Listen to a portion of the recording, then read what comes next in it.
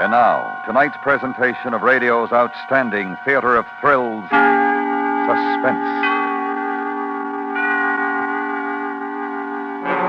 Tonight, the story of a murder in which no gun was used, nor knife, nor blunt instrument, nor poison, nor suffocation, nor force of any kind. And yet a man was murdered. So now, with Lawrence Dobkin as Joe Porter, here is tonight's suspense play, Destruction.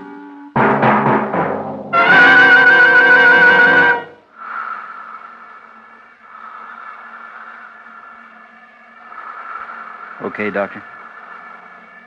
Okay. Okay, Doctor. Okay. Color?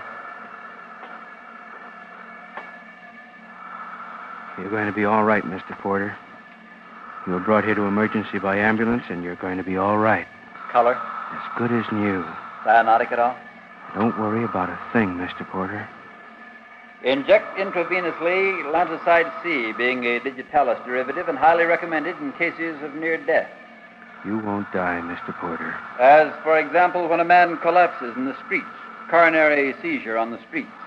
Blood plasma by intravenous drip, as, for example. So as to restore the blood volume. Doctor? Yes, Doctor? Cyanotic, Doctor? His color is poor, Doctor. The will to live is a remarkable thing. Every cell in the body musters its own peculiar chemistry, its own soul, if you wish.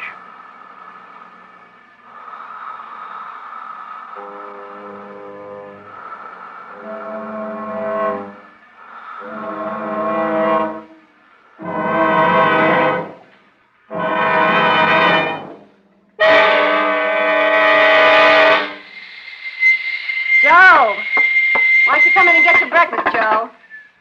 As long as I gotta get up and get your food before the maid comes, you'll be in here when it's ready. Don't shatter me so early in the morning, Vera. Don't chatter him so early in the morning. Who do you think you are? Well, who do you think you are? Oh, stop it. You ever stop and think of anybody else? You'd only do that once in a while. You'd ever wonder how it is for the people around The people around me, there's only... you. You see? Just don't cry, that's all. Why not? Why shouldn't I cry? Can't you listen to it, Joe? No. Don't tell me it breaks your heart or something like that. It terrifies me. Why? When you cry, Vera. Well? It's another failure I've created, that's all.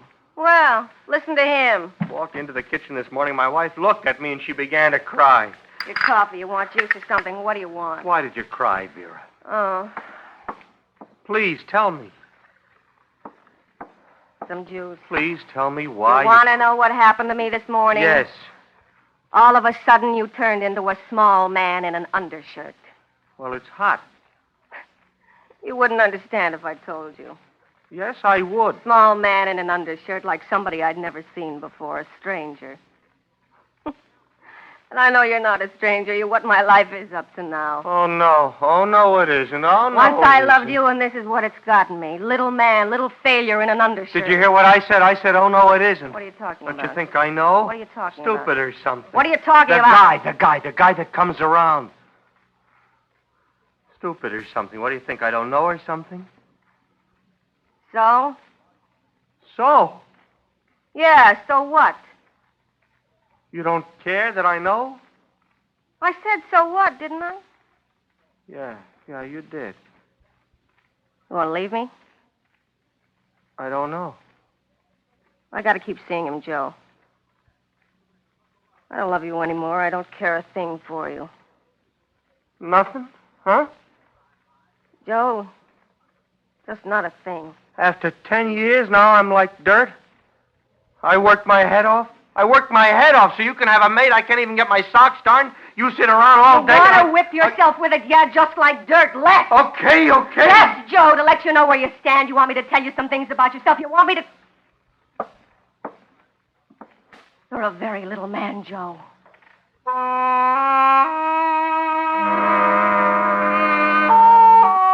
I started to die then. Oh, I know it's been building up for a long time, but this morning I felt it for the first time while I was talking to Vera. Something all at once slipped away, and something in me tried to grab out after it, but it was gone. And I had a little pain then. Once, a long time ago, on a summer's night, on a moonlighted night, I stood on a lonely street corner and stretched my arms out for the world. And Vera stood close to me. I love you, Joe. You're not small, Joe. I love you. This morning there was a small pain. And I started to die. Hey, Joe.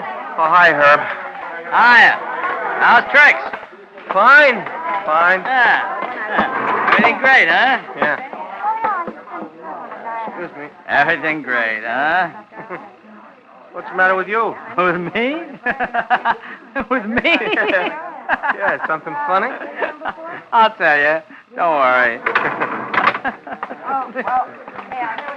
Well, what's funny, huh? You are. You're a funny man. What do you mean? How can anybody be as miserable as you, huh? Now, look. Where's the $5 for the picnic, Joe? Oh. Everybody in the office but Joe Turner. Last year, the picnic committee had to wait until September to park you from $5. Look, I don't have it. That's all. I have been delegated to tell you something, Joe. Now, wait a minute. Tonight is the poker game, yeah? Well, what about it? Don't come. What? I have been delegated to tell you that the boys don't want you. The boys say you can't pay your just and honest debts. You can't afford to play poker. Herb. For your own protection, kid. Herb. What? Oh, Herb. What's the matter with you? I look forward so much to the... Hi, Herb. Joe. Good morrow, fair one. Wouldst drink from yon bubbling brook of a water cooler? I would. Ah, then be thee mine guest. You're charming, Drink you. Crazy, huh? Joe, Yeah? I heard something, Joe. What? Herb, you go away. This is between Joe and me. Oh. Now, come on, I mean it. Now, go away. This is between my little shortstop and me. Okay, but you'll tell me later. No, I won't either. Now, skidoo. Hello, Joe. What are you looking at me like that for? You're just lucky you don't have kids, that's all. What are you talking about? I've always wanted kids. What makes me so lucky I don't have any? Are you kidding? What's the... I can't tell you my source. But my source says your wife's running around. My source... Shut up! Joey, my source never lies. Oh, Joe, poor... I don't know who told you, but she's lying. It's not a she, it's a he. And, Joey, there isn't a better source alive. I know because I've got a lady friend who knows this party we're discussing. And what she's told me, he's told her about. Phyllis, Yeah? don't say anything to anybody. Not to anybody. Why should I say anything? Because it's something that my wife and I will straighten out. Just please don't tell anybody, Phyllis. Little shortstop. Little Joey. And died the small deaths. Phyllis's face wavered and lost focus and dissolved into the day of columns and posting and plus signs and minus and ciphers. And Herb coming over just before lunch. Hey, man. Tough about your wife. Heard she's running around. Why, that no good. It was strange. It was a kind of surrender bits of me seemed to be making. As if I were drowning. Submerging only so far and getting used to it and then sinking a little more. There was a time, a bright spring day, when a girl laughed at a very wonderful thing I had said and touched my hand. There were days. Turner, see you? Oh, sure, Mr. Collins. Right away, my office. Sure, Mr. Collins. Door. Yes, sir. Have a seat. Thank you. This is not a depression we're in, Turner. No, sir. Far from it. Oh, no, Leveling off. I'd call it. It's a good sign. Anybody who invests in a false economy, now, mind you, I'm not saying at this stage we just passed through was anything but healthy. But now we've got to do a little bit more retrenching here. You agree? Oh, yes, sir. Yes, sir. You're fired, Turner. Economists all over the country agree that a strong inventory that's fluid is the soundest investment, and that any company that carries too much of a load as far as personnel is concerned Please. is foolish. Now, I only appeal to your intelligence. You can see for yourself that we must cut down on our expenses. Please. Are you crying, Turner? Yes. Mr. Collins. We've got to level off. Now, I've charged to show that there's no time like now to undertake minimum... Mr. Collins. Yes, what is it? I'll work for less money. Well... Please don't fire me. Well... I'll take a cut. Just figure out how much I'm worth to you. Why don't you do that? Figure out how much I'm worth to you. I'll take a cut. You're forcing me to say it. We don't need you. We don't want people like you in our organization. You're fired.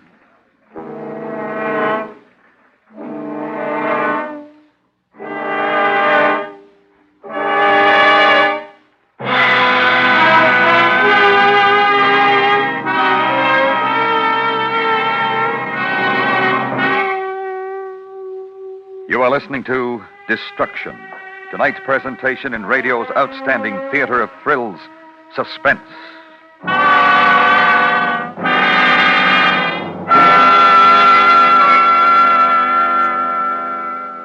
Later tonight on most of these stations, CBS Radio continues Mr. Keene's latest serial thriller, The Ice Queen Murder Case. The old investigator finds himself skating on thin ice in his efforts to find clues. Tonight, through Friday of this week, continue with Mr. Keene, tracer of lost persons. Now we bring back to our Hollywood soundstage Lawrence Dobkin in tonight's production of Destruction, a tale well calculated to keep you in suspense.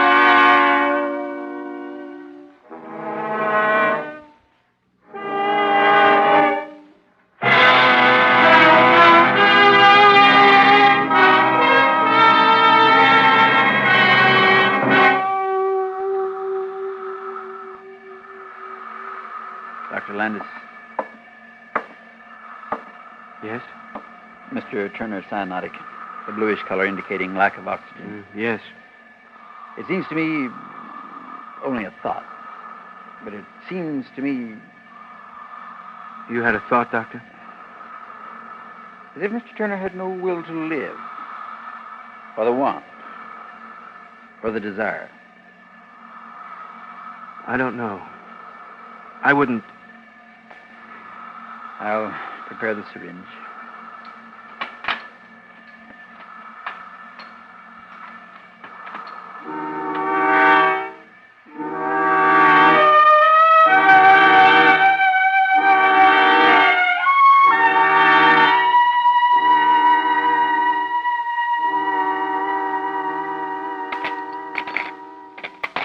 What Mrs. Porter said for me to do. See that you got your dinner, serve it to you, and then I was through for the day. Where is Mrs. Porter? Out. Did she tell you where she was going? What? Did Mrs. Porter tell you where she was going? She said out. That's all she told me. She said out. Out. Why, don't you know?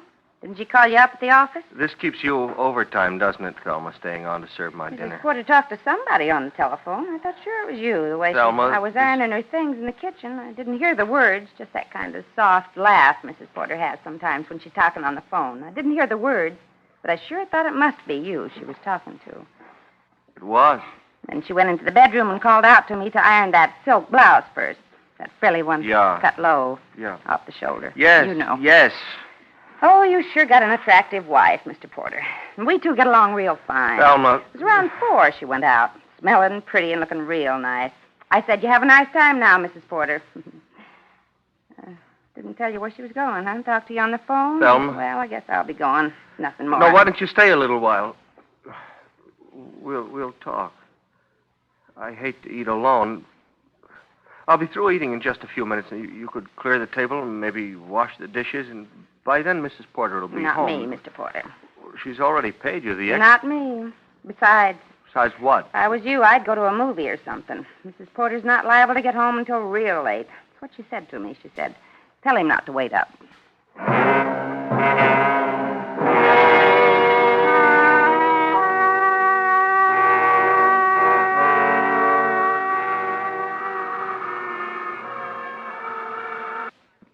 It was moving in on me.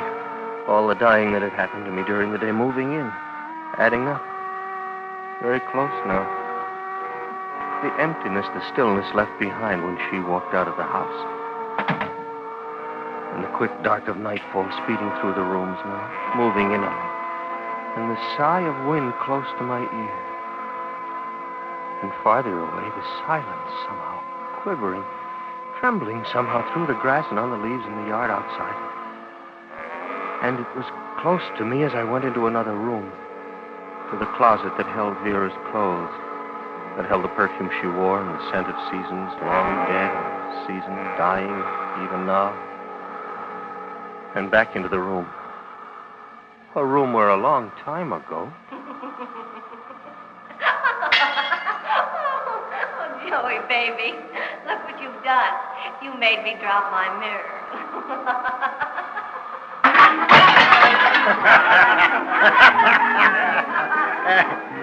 Trick, Sonny. Trick that just wouldn't work for me. But it's going to. Hey, Bar, set me up another row of wine glasses. Got to show my friend here this Who's trick. twisting your arm? What'd you say, friend? You said something? I said don't bother. You don't care if I ever do this trick? No. If not ever in my whole life I ever do this Look, trick? I don't. You're not a true friend. Why, any true buddy would... Forget it. You show somebody else. I'll move. Where you going, friend? Get your paws off of me. Get my... get my paw. I like you. You're my friend. I'm going to show you my trick. I told you, get your hands off of me. You didn't tell me a thing. Because you're going to sit right there where you were sitting. And you're going to be friendly and watch a trick. Or else I'm going to smash your face in, little one. Make you drink beer right off the barroom floor. Sit down, little one. I like you, little one. I like how you pay attention. I like the... Well, these two, Mr. Stevens. These the kind of class? You're a lad, a fine upcoming lad you are. And look, I'll pay... Don't worry about it, Mr. Stevens. Do all the tricks you want. An old customer like you, who's going to mind? You hear that, little one? This lad's a friend. He likes to see me do tricks. Sure. Have a barrel of fun, Mr. Stevens. Now, this trick I'm going to show you... What's your name, little one? Come on, what's your name? Joe Porter. You don't look good, Joe. No? You look sick. Pale and sick. You sick?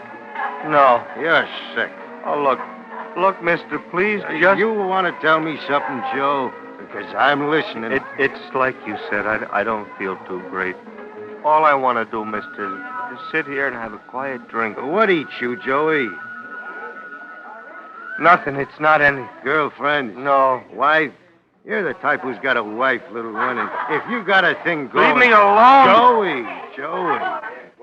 I tell you what, I'm going to do this trick I do with a row of glasses. Oh. And it's going to take your mind off whatever it is that's eating away on you. A man like you, a little one like you, he's bound to have something going for him with these women folk. Now, don't tell me nothing about that, because I know. And Stevie's got a trick with a row of wine glasses. Now, why did you go and do a thing like that, little one? Why you go and spoil my trick? Because I had enough of you. I had enough of your talk. Shut your mouth. You're a slob. You're a fat, overgrown slob. I said to you to shut your mouth. That's what I said. Oh, you come on outside. Something wrong, Mr. Stevens? Come around the side of the bar, lad. We got ourselves a drunk here. That's what's wrong, lad. Smashed your nice glasses and everything. He kept at me. That's what he kept bothering me. Kept digging at me. You got yourself a real drunk, lad. A lush. Man can't hardly find peace and a little fun anymore. Get out, mister. We don't want any trouble. I wasn't making any trouble. It's him. It's this Maybe he didn't understand you, lad. Only way to make a drunk understand. Kick their teeth in. Throw them away, lad. Sure, Mr. Stevens. Come on. You can't walk, but I've got a way. I'll give him.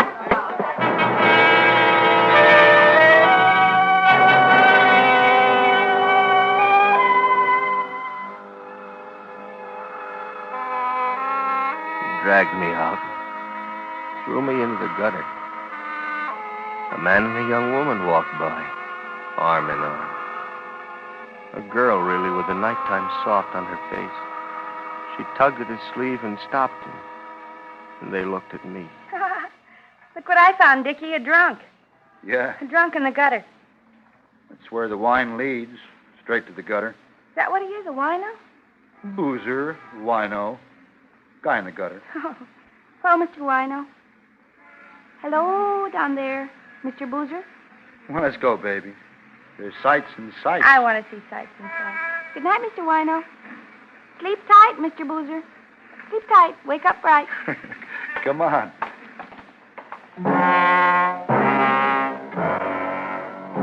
And they walked on. And it had a kind of warmth to it, this dying. And the hurt where the man had hit me and the humiliation, part of it.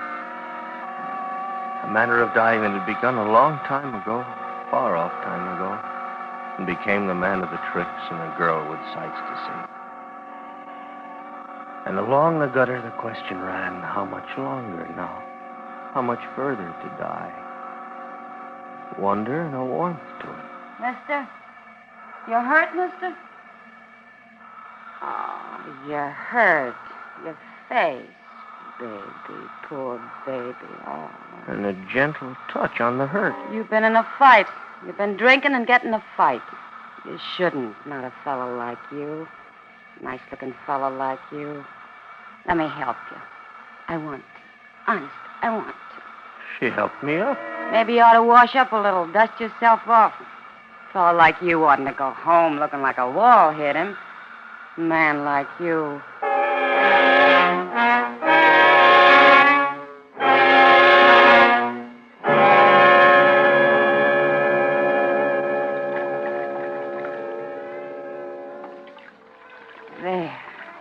There, you're gonna be new as pie. What's your name? Ellie. It's Ellen, but you say Ellie. I don't know why you should...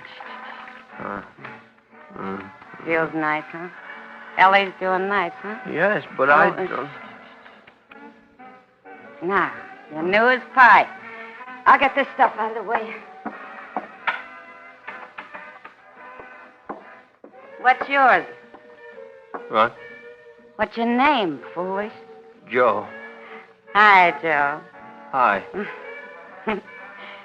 Mind I sit next to the patient? Mind? Why are you doing all this? What? Pick me out of the gutter. Bring me here. Take You care of... mean that? Yes. Drunk in the gutters, face bashed. Foolish. No, I'm not. I'm asking a simple question. Why one human being will do a thing like that, do something nice like that, and another one will You really are, aren't you? Or what? Foolish. You really are. Sit a couple of minutes if you want, Joe. Ellie. You sit, just the way you are. What are you doing? Watch me. I do it well. When I do that good, every light in the room goes on just from this one switch. I had an electrician come up once and fix Why did you do that? Ask me again. Why? Why did you turn on all So the I lights? could get a good look at you, Joe. A real close look. Ellie, all I Shut up. want... Get out of here, Joe. Why? Don't make me let out a yell about it. Just get out. Before you were nice to me, kind? No more. Why? It's not much to ask. Just why? Tell me. You got someplace to go? Someplace far from here? Yes, I have. I have a home and... Wife? Vera. I saw it once. I was a kid and I saw it once. Never forgot. What are you talking about? I saw it. I was a kid. This man fell flat on the street. I came up close and I saw his face. Close as I am to you. What's that got to do Do with... it somewhere else. Die somewhere else.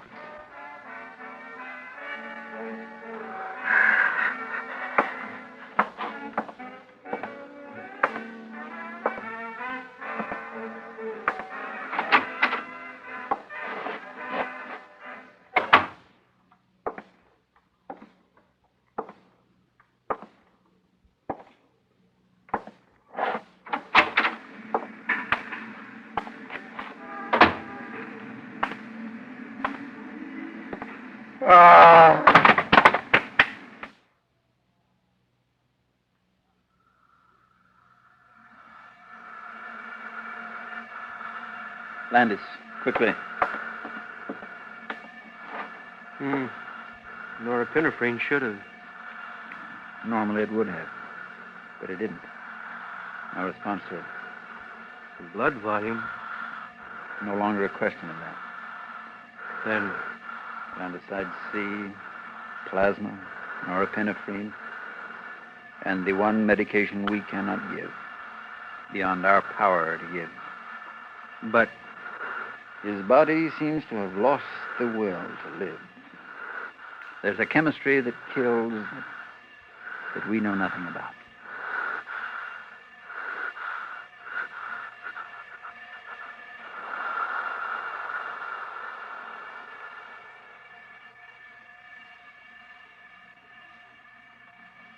He's dead.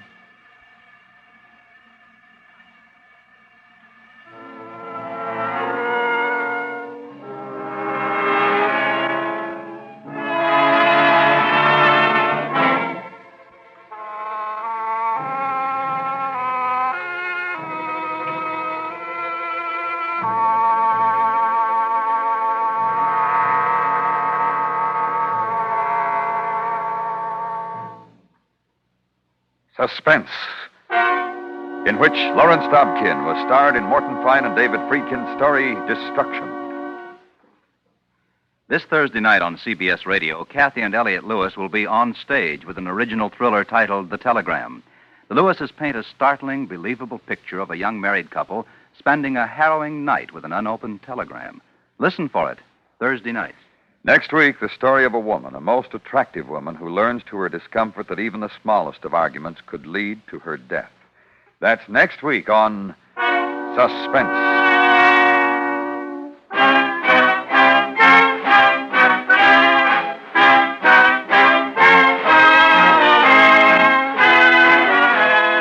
Suspense is directed by Norman MacDonald, with music composed by Lucien Morawick and conducted by Lud Gluskin. Destruction was written for Suspense by Morton Fine and David Friedkin. Featured in tonight's cast were John Daner, Michael Ann Barrett, Jack Crucian, Charlotte Lawrence, Jerry Hausner, Virginia Gregg, Clayton Post, Frank Gerstle, Georgia Ellis, and Parley Bear. And remember, next week, Ben S. Hunter's suspense story, Good Night, Mrs. Russell. Listen while you work. Enjoy Wendy Warren every Monday through Friday in the daytime on the CBS Radio Network.